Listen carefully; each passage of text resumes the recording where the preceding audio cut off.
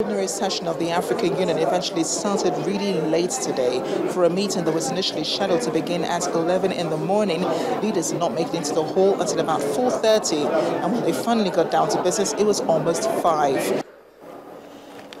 When South Africa's President Jacob Zuma came to give a brief speech welcoming leaders to the session, it seemed the opening session was off to a keen start.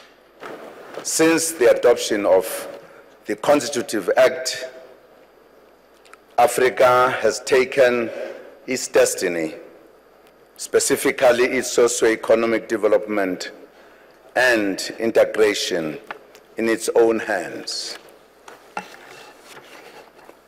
Africa is thus on a new path of development and growth that will enable it to take its rightful place in global affairs.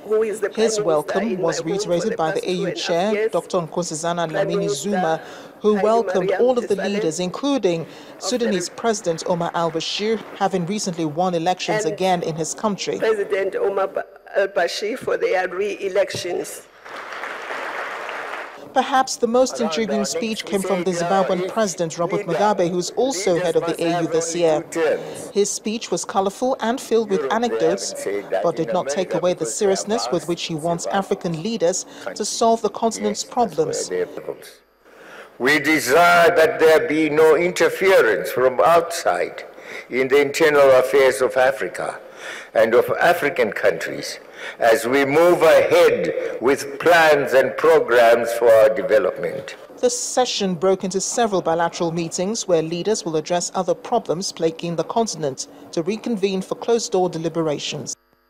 From the International Convention Center, Amarachi Ubani, Channels Television News.